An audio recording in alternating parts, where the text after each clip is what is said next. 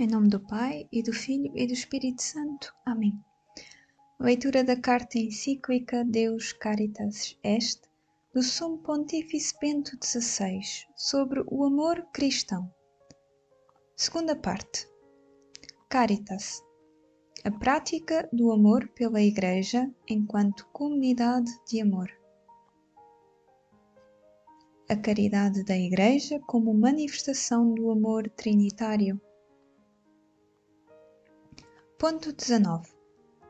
Se vês a caridade, vês a Trindade, escrevia Santo Agostinho. Ao longo das reflexões anteriores, podemos fixar o nosso olhar no trespassado, conforme o Evangelho de São João, capítulo 19, versículo 37, e Zacarias, capítulo 12, versículo 10. Reconhecendo o desígnio do Pai, que movido pelo amor, conforme João capítulo 3, versículo 16, enviou o Filho unigênito ao mundo para redimir o homem. Quando morreu na cruz, Jesus, como indica o evangelista, entregou o Espírito, conforme João capítulo 19, versículo 30, prelúdio daquele dom do Espírito Santo que ele havia de realizar depois da ressurreição, conforme João capítulo 20, versículo 22. Deste modo, se atuaria a promessa dos rios da água viva, que, graças à efusão do Espírito, haviam de emanar do coração dos crentes, conforme João capítulo 7, versículo 38 a 39. De facto, o Espírito é aquela força interior que harmoniza os corações com o coração de Cristo e leva-os a amar os irmãos como Ele os amou, quando se inclinou para lavar os pés dos discípulos, conforme João capítulo 13, versículo 1 a 13, e sobretudo, quando deu a sua vida por todos, conforme João capítulo 13, versículo 1 e capítulo 15, versículo 13. O Espírito é também força que transforma o coração da comunidade eclesial para ser, no mundo, testemunha do amor do Pai, que quer fazer da humanidade uma única família em seu Filho. Toda a atividade da Igreja é a manifestação de um amor que procura o bem integral do homem, procura a sua evangelização por meio da palavra e dos sacramentos, empreendimento este muitas vezes heróico nas suas realizações históricas, e procura a sua promoção nos vários âmbitos da vida e da atividade humana. Portanto, é amor o serviço que a Igreja exerce para acorrer constantemente aos sofrimentos e às necessidades, mesmo materiais, dos homens. É sobre este aspecto, sobre este serviço da caridade, que desejo deter-me nesta segunda parte da encíclica. A caridade como dever da Igreja. Ponto 20. O amor do próximo, radicado no amor de Deus, é um dever, antes de mais nada, para cada um dos fiéis, mas é-o também para a comunidade eclesial inteira, e isto a todos os seus níveis, desde a comunidade local, passando pela Igreja particular, até à Igreja universal na sua globalidade. A Igreja, também, enquanto comunidade, deve praticar o amor.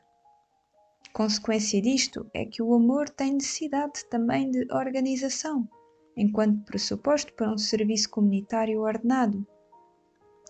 A consciência de tal dever teve relevância constitutiva na Igreja desde os seus inícios. Todos os crentes viviam unidos e possuíam tudo em comum. Vendiam terras e outros bens e distribuíam o dinheiro por todos, de acordo com as necessidades de cada um. Livro dos Atos dos Apóstolos, capítulo 2, versículo 44 a 45.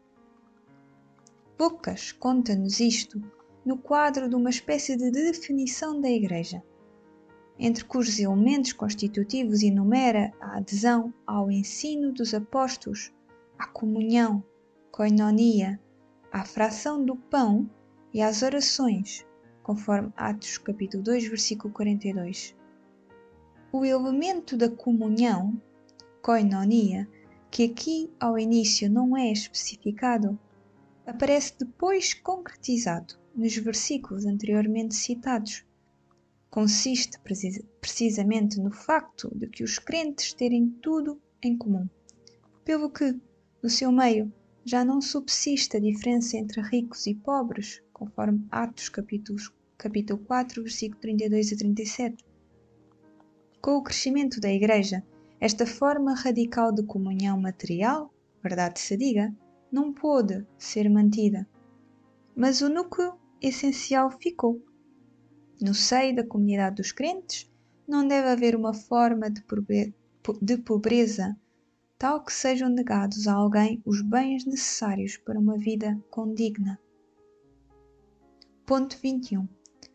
Um passo decisivo na difícil busca de soluções para realizar este princípio eclesial fundamental torna-se patente naquela escolha dos 7 homens, que foi o início do ofício diaconal, conforme Atos capítulo 6, versículo 5 a 6. De facto, na Igreja primitiva, tinha-se gerado na distribuição cotidiana às viúvas uma disparidade entre a parte de língua hebraica e a de língua grega. Os apóstolos, a quem estavam confiados antes de mais à oração, Eucaristia e liturgia e ao serviço da palavra, sentiram-se excessivamente carregados pelo serviço das mesas. Decidiram, por isso, reservar para eles o ministério principal e criar, para outra missão, também ela necessária na Igreja, um organismo de 7 pessoas. Mas este grupo não devia realizar um serviço meramente técnico de distribuição. Deviam ser homens cheios do Espírito Santo e de sabedoria, conforme Atos capítulo 6, versículo 1 a 6. Quer dizer que o serviço social que tinham de cumprir era concreto, sem dúvida alguma, mas ao mesmo tempo era também um serviço espiritual. Tratava-se, na verdade, de um ofício verdadeiramente espiritual, que realizava um dever essencial da Igreja, o do amor bem ordenado ao próximo. Com a formação deste organismo dos 7, a diaconia, o serviço do amor ao próximo, exercido comunitariamente e de modo ordenado, ficara instaurado na estrutura fundamental da própria Igreja. Ponto 22. Com o passar dos anos e a progressiva difusão da Igreja, a prática da caridade confirmou-se como um dos seus âmbitos essenciais, juntamente com a administração dos sacramentos e o anúncio da palavra. Praticar o amor para com as viúvas e os órfãos, os presos, os doentes e necessitados de qualquer género, pertence tanto à sua essência como o serviço dos sacramentos e o anúncio do Evangelho. A Igreja não pode descurar o serviço da caridade, tal como não pode negligenciar os sacramentos nem a palavra. Para o demonstrar, bastam alguns exemplos. O mártir Justino, falecido em 155, no contexto da celebração dominical dos cristãos, descreve também a sua atividade caritativa relacionada com a Eucaristia enquanto tal. As pessoas abastadas fazem a sua oferta na medida das suas possibilidades, cada uma com o que quer. O bispo serve-se disso para sustentar os órfãos, as viúvas e aqueles que por doença ou por outros motivos passam necessidade, e também os presos e os forasteiros.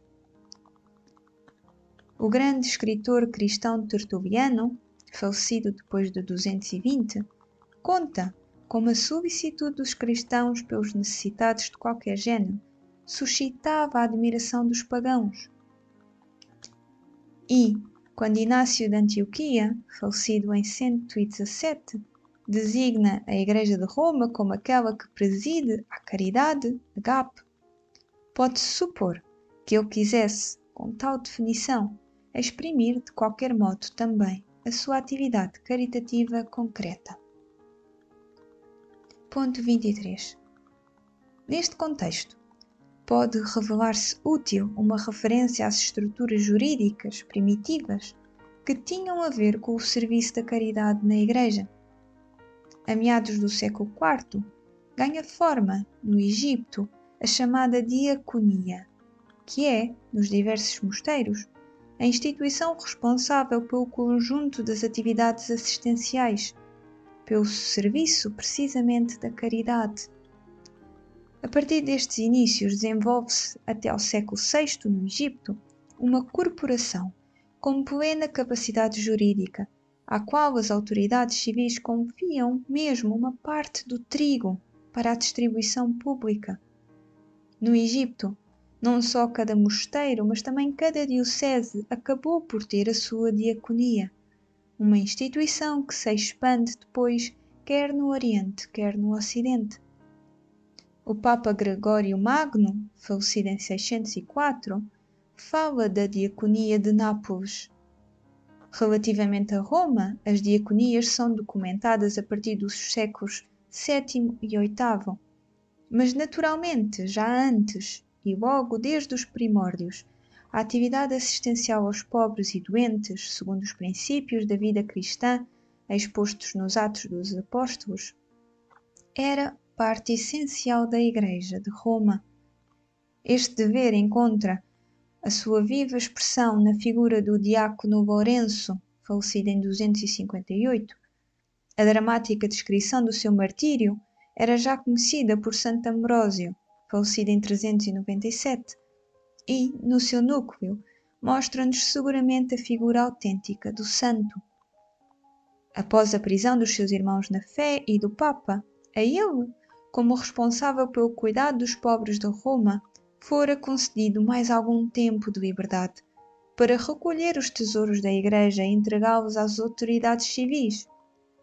Lourenço distribuiu o dinheiro disponível pelos pobres e depois apresentou-os às autoridades como sendo o verdadeiro tesouro da Igreja. Independentemente da credibilidade histórica que se queira atribuir a tais particulares, Lourenço ficou presente na memória da Igreja como grande expoente da caridade eclesial. Ponto 24. Uma alusão merece a figura do imperador Juliano, o apóstata, falecido em 363, porque demonstra uma vez mais quão essencial era para a Igreja dos primeiros séculos a caridade organizada e praticada. Criança de 6 anos, Juliana assistira ao assassínio do seu pai, de seu irmão e de outros familiares pelos guardas do Palácio Imperial. Esta brutalidade atribuiu-a ele, com razão ou sem ela, ao imperador Constâncio, que se fazia passar por um grande cristão. Em consequência disso, a fé cristã acabou desacreditada a seus olhos uma vez por todas. Feito imperador, decide restaurar o paganismo, a antiga religião romana, mas ao mesmo tempo reformá-lo, para se tornar realmente a força propulsora do império. Para isso, inspirou-se largamente no cristianismo. Instaurou uma hierarquia de metropolitas e sacerdotes. Estes deviam promover o amor a Deus e ao próximo. Numa das suas cartas, escreve que o único aspecto do cristianismo que o maravilha era a atividade caritativa da Igreja. Por isso, considerou determinante para o seu novo paganismo fazer surgir, a par do sistema de caridade da Igreja, uma atividade equivalente na sua religião.